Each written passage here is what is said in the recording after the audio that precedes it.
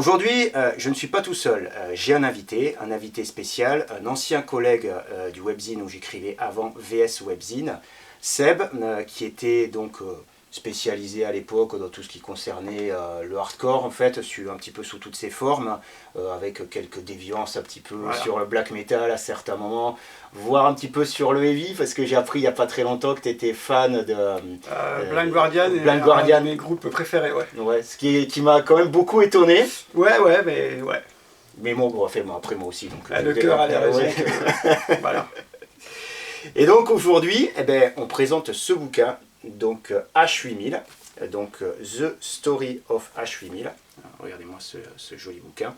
Et donc Seb, voilà, j'ai demandé à Seb de venir parler de ce livre d'une part, voilà, parce que c'est un bouquin qui n'est pas sorti en français, c'est un bouquin qui est en anglais. En anglais, ouais. Et la spécificité que tu as, outre le fait que tu es un hardcoreux, c'est que tu as connu en fait ce mouvement de près et que tu l'as vécu en fait directement à sa source, quoi. Voilà. Ouais, moi je viens de Belgique, donc j'ai grandi dans à cette époque-là, donc j'ai connu un peu indirectement, parce que j'étais pas impliqué dedans directement, mais bon, j'allais à des concerts, j'avais les CD et tout, je suivais ce qui se passait. C'est une époque pré-internet, donc c'était compliqué d'avoir les dates, il fallait que je prenne le train pour aller voir les concerts et tout. C'était une autre époque, mais ouais, j'ai bien connu quand même. Ouais. D'accord, ouais. Alors est-ce que tu peux, par rapport au hardcore, on va dire, traditionnel, c'est quoi vraiment la spécificité du H8000? Alors le H8000, H8000, ouais. On va dire H8000, ouais. C'est vraiment la rencontre du thrash européen. Genre, Creator, Sodom, c'est des gros fans de thrash, de Slayer, avec tout le côté hardcore, le côté énergie du hardcore, les breaks du hardcore. Et les gars ont pris ces trois influences-là, donc le thrash européen, Slayer, le hardcore, ils ont tout mélangé. Et ça donnait, donc c'est surtout des gros riffs très métal, avec des gros breaks qui incitent à lever les jambes très haut et à s'amuser entre amis. Et surtout aussi beaucoup de groupes, pas tous, mais beaucoup étaient straight edge. Donc ils ont amené ça aussi du hardcore pour créer la musique qu'ils ont appelée eux edge metal. Donc straight edge metal, tu mélanges les deux, ça te donne Congress, Layar et compagnie. D'accord, ouais. Donc parmi les groupes principaux en fait, qui là t'as amené quelques vinyles en fait, pièces, quelques CD, on les montrera tout à l'heure. Il y a des super belles pièces. Ici, je vois qu'il y a Liar, donc tu me disais une édition spéciale. Attends, une édition spéciale Covid. Voilà, j'ai reçu hier, donc c'est la ressortie en LP de l'album Murder Manifesto. Ouais. Ils ont ressorti en édition spéciale pour célébrer entre guillemets le Covid. Donc en tant que collectionneur, je l'ai acheté. Donc là c'est Nations on Fire, c'est un du tout premier groupe du H8000, avec Hans de Layar et Ed qui a créé ensuite le label Good Life, qui a distribué tous les CD du H8000. D'accord, ouais. Ça c'est un côté plus punk, hardcore, c'est un groupe plus ancien. Là on a Congress, c'est mon groupe préféré de tous les temps. Ouais. Donc Congress, j'ai tout quoi.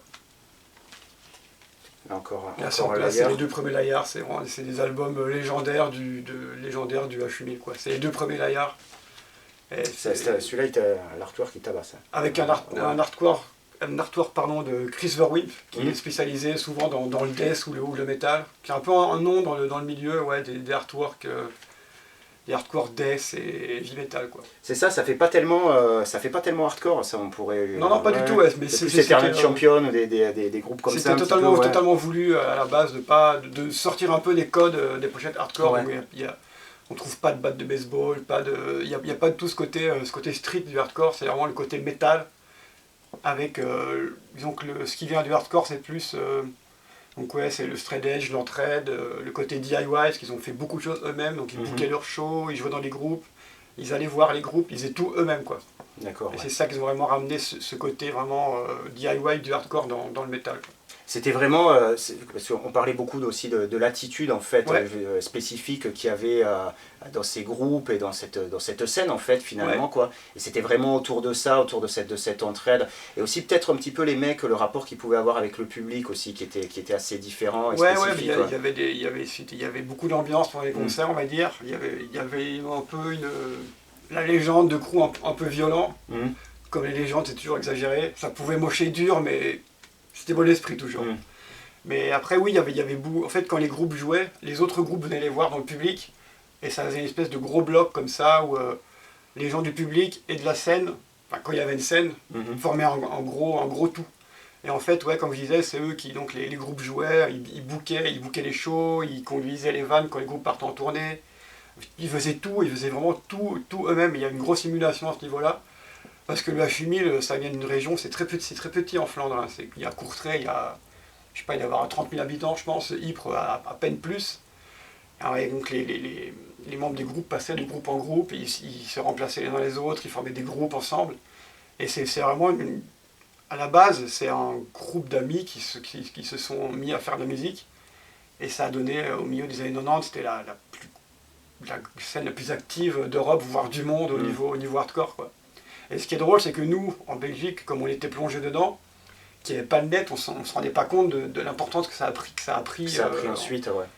Pour nous, c'était juste, c'était les petits groupes locaux qui jouaient, quoi. Puis on a appris qu'ils étaient très gros en Europe. Et là, aujourd'hui, je sais qu'il y a beaucoup d'Américains qui s'arrachent les trucs de HU1000.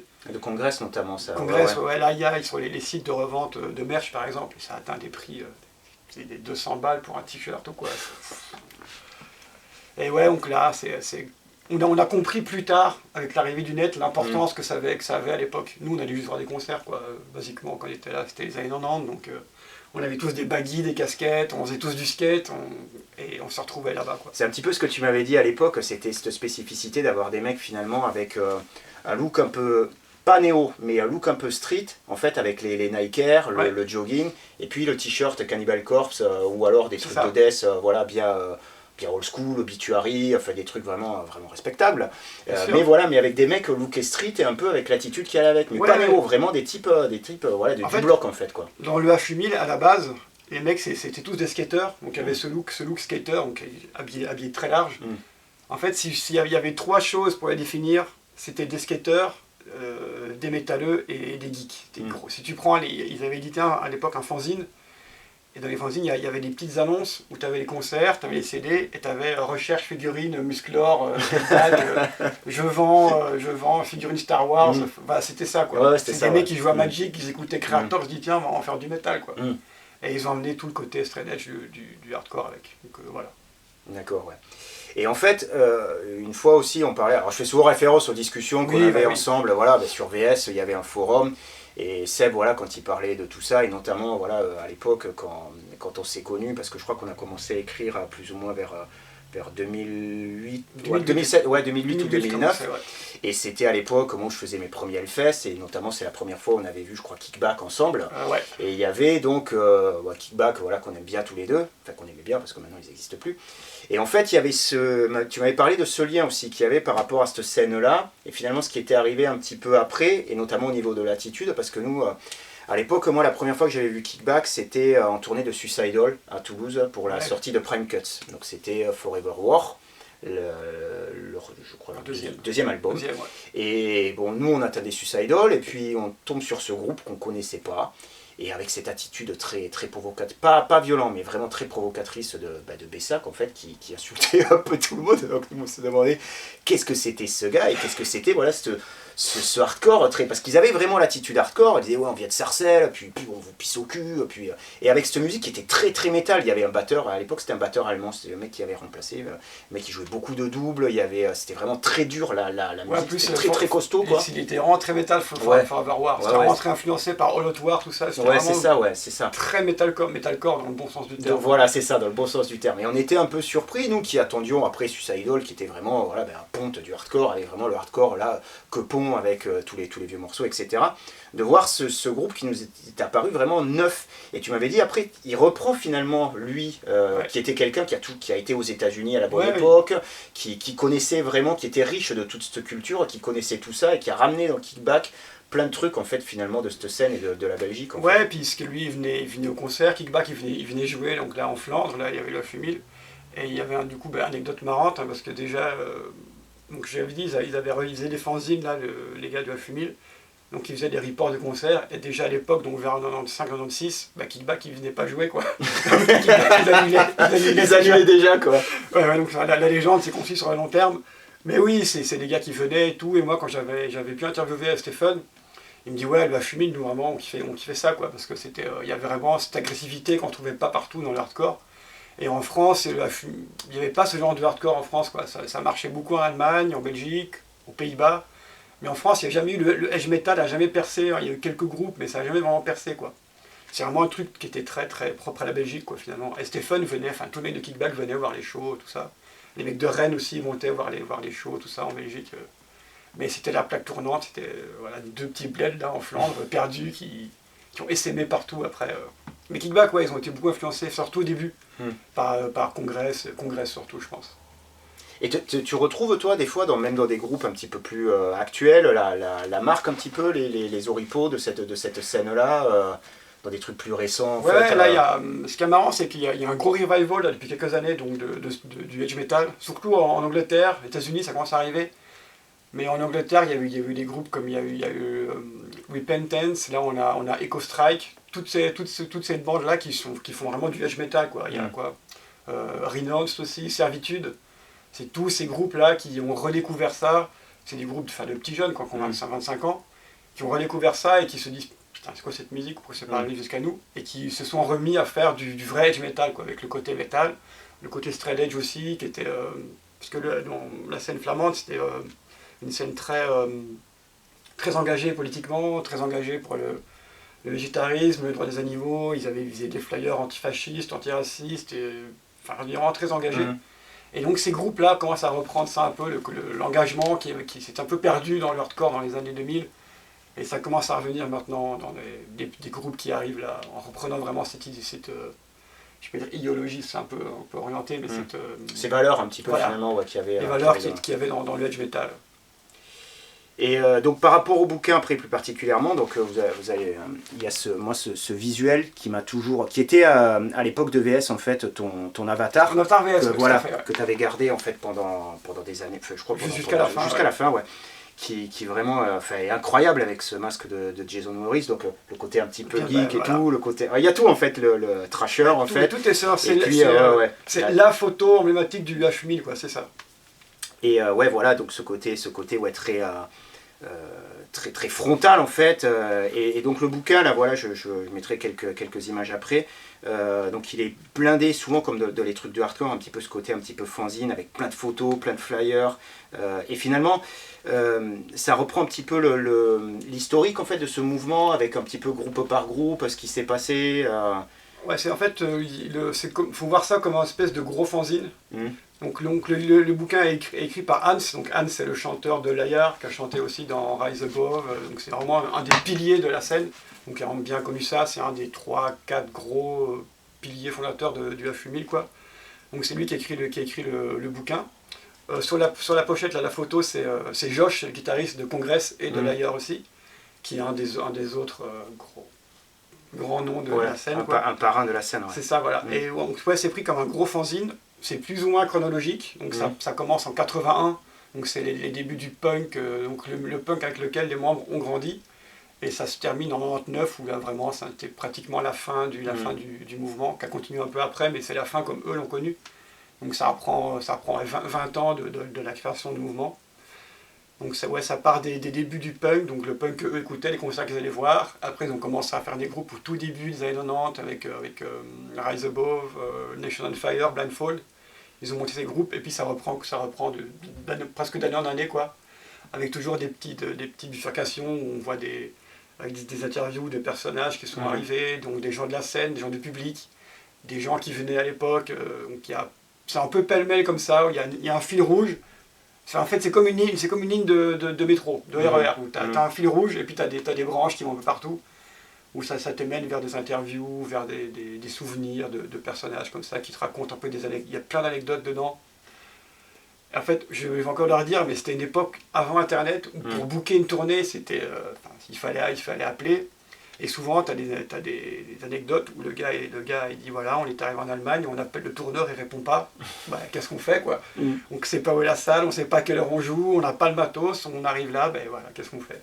Il y a plein d'histoires comme ça. Et ce qui est intéressant aussi, c'est qu'on en apprend beaucoup sur le H8000, sur les groupes, et aussi sur la façon dont le hardcore fonctionnait à l'époque, où il fallait beaucoup s'impliquer dedans, où il ne suffisait pas de cliquer sur un bouton pour suivre l'actu d'un groupe, quoi. Non, non. Il fallait aller au show, tu récupérais les flyers qui te menaient vers d'autres shows. Là-bas, tu achetais des disques, tu prenais la liste des remerciements des disques, tu notais les noms, tu achetais d'autres disques, et c'était vraiment, il fallait s'impliquer plus dedans, quoi. Et ça, c'est vraiment une plongée dans l'époque du hardcore des années 90 en Belgique et dans le hardcore en général. D'accord, ouais. Donc ouais, vraiment moi je connaissais pas très bien en fait toute cette histoire. Je trouve que c'est une histoire qui est vraiment intéressante. On a déjà pu parler de plusieurs bouquins en fait en lien avec l'histoire du hardcore ici dans Rixemol. Et celui-là, a priori ça va rester un bouquin quand même qui... tu m'as dit qu'il avait été réédité il n'y a pas très longtemps. En fait il y a deux éditions, il y a l'édition rouge qui est collector et l'édition verte. Là, l'édition rouge, je pense qu'il n'y en a plus. Il reste quelques éditions régulières qui sont toujours en vente. Et moi j'avais chopé cette édition-là parce qu'ils avaient refait un concert pour la sortie du livre fin octobre 2019. Quand il y avait des concerts encore, du coup j'étais allé donc en Belgique pour revoir les concerts. Et donc la Yard avait rejoué, et j'avais acheté le livre là-bas justement après le concert où on se trouvait. C'est drôle parce qu'on retrouvait toutes les mêmes têtes qu'on connaissait, mais 20 ans après. Ouais. Tout le monde avait des barbes, les gens étaient chauds, les gens avaient pris du poids. C'était assez marrant de voir ça. Des cheveux en moins et des kilos en plus. C'est ça, exactement. Mais une fois que la Yard a joué, c'était fini. Personne, c'était reparti comme en 40, si je peux dire. Et donc, le livre, là, je sais pas s'il y aura une réédition. Et on peut le trouver encore, c'est encore trouvable. Ouais, j'avais regardé un petit peu sur internet, c'est trouvable, parce que tu m'en avais parlé, je ne l'ai pas encore acheté, je pense que je l'achèterai un de ces quatre, mais ouais, faut peut-être que je me magne d'ailleurs, parce qu'avant que ça soit épuisé, parce que bon, c'est vrai que les bouquins comme ça, qui ont un petit nombre de tirages, ça reste, quand tu t'en aperçois après, des fois c'est trop tard. Ça reste toujours DIY, comme dans l'esprit de ouais. Et ce qui est intéressant, c'est que Anne c'est un chanteur de plein de groupes, donc à la base, c'est pas un auteur, quoi. Donc il y a un style très frontal, très direct. C'est un peu Pacastor, il te raconte des histoires, tu vois. Il dit voilà, à l'époque c'était comme ça, nous on l'a vécu, on vous le raconte comme on l'a vécu. Donc c'est ça que tu es impliqué dedans directement, c'est de lui à toi, quoi, on peut dire. Et ça représente bien ce qu'était le Baphomet à l'époque. Il y a des milliers de photos. Et un truc qui est cool aussi pour les collectionneurs, c'est qu'à la fin, tu as la discographie complète du Baphomet. Donc tu as tous les groupes, tous les albums qui sont sortis, chaque édition différente. Et après, tu as une petite page de merch où tu vois tous les t-shirts qui sortaient à l'époque, tous les designs qu'il y avait. Avec des tapes et tout, des 45 tours. Oui, il y avait des cassettes à l'époque, comme ça, tu peux cocher ce que tu as, ce que tu n'as pas dedans, ça c'est cool. Et si tu devais retenir quelques scuds en fait, je vais pas t'en dire 3, si tu en as un petit peu plus, mais si tu devais conseiller, pour quelqu'un qui connaît pas du tout et qui aurait envie de découvrir. Alors, je pense qu'on va partir dans l'ordre. Au début, pour les premiers groupes, il faut écouter Rise Above et Nation on Fire. C'est plus punk, c'est pas du pur punk, mais c'est du punk hardcore de fin 80, des années 80. Mais bon, c'est important de savoir d'où c'est parti. D'où ça part, Et donc t'as Edward et Hans qui jouaient dans ces groupes, donc c'est les deux gros piliers de l'équipe, quoi. Ensuite, t'as toute la période Layard, Congress. Moi, Congress, c'est mon groupe préféré, genre de tous les temps. Mais s'il fallait choisir Congress, je dirais le premier EP Iridium et l'album Black Knight Persistence. C'est leur premier album et c'est avec ceux-là qui sont vraiment décollés. Puis Layard, t'as les deux premiers, Falls of Torment et Invictus. C'est les deux premiers albums, c'est des classiques parmi les classiques. En Belgique, c'est même pas classique, c'est encore plus haut que ça, tu vois, c'est un statut à part. Sinon après, il y a quelques groupes un peu moins connus que moi j'aime bien. T'as Légion, ils ont sorti que un EP, Embed in Darkness, c'est une grosse, il est groupe pas connu, mais c'est une grosse tuerie. Il y a, qu'est-ce que j'aime comme groupe aussi, Deformity, le premier EP de Deformity. Oui, ça j'avais vu passer à l'époque. Misanthrope, c'est plus death metal, mais c'est du death avec des gros, c'est ce qu'on appelait à l'époque le deathcore, quoi. Vraiment du death, du hardcore, des gros breaks, des gros riffs.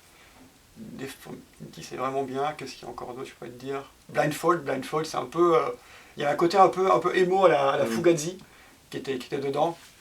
Puis t'as tous les classiques, Regression, premier EP de Regression, Heartless, avec l'hymne, on va dire l'hymne de Straight Edge, Beacon. C'est une chanson qui parle que de Straight Edge tout le temps. Tu mets des gros X sur les mains, tu vas. Sur les montres, là, voilà, c'est la montre X aussi que j'ai mise. Et puis je pourrais te citer encore Solid, Sector, c'est vraiment les groupes principaux du truc. Et aussi 2 petits groupes un peu moins connus que moi j'aime bien. Il y a Lifecycle. Lifecycle, c'est vraiment bien. C'est un style un peu emo, un peu à part. Et Spineless. En fait, Spineless, ils sont connus parce que c'est le premier groupe des membres fondateurs de Amenra. Donc ils étaient dans Spineless, ils ont fait Amenra après. Et on sent que dans Spineless, il y a un petit côté de ce qui va devenir Amenra, côté post déjà, qui est là. Donc là, c'est un peu du name dropping, mais c'est ce qu'il faut écouter. Quand j'en ai oublié plein, mais il y en a tellement de toute façon. Le son, c'est simple, tu vois, Fumil, tu vas écouter, ça sera bien. Donc voilà. Ça, c'est cadeau. C'est cadeau, ouais. Bon, ben, si ça vous a pas donné envie d'acheter ou de lire ça, franchement, je sais pas ce qu'il vous faut. Donc, The Story of H8000, donc un bouquin, Beck avec Seb, on vous recommande. Peut-être que merci en tout cas de t'être déplacé parce qu'il est quand même venu de loin, quoi. Il est resté coincé dans les transports. Je fais de banlieue à autre banlieue. Ouais, de banlieue sud, banlieue nord. Ouais, c'est ça, ouais.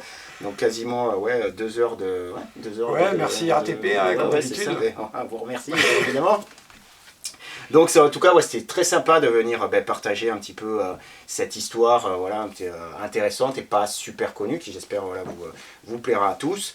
À charge d'une autre émission sur un autre bouquin. Si il y a du hardcore, je viens. C'est ça. Ouais.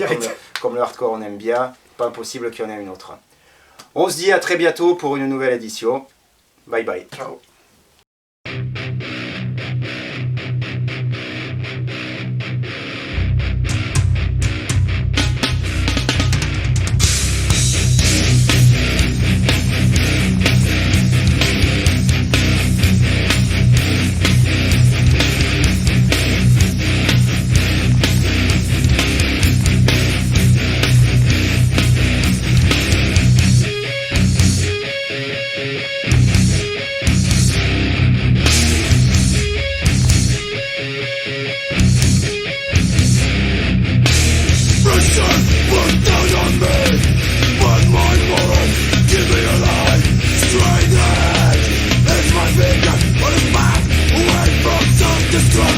Never will I surrender. Never will I give in.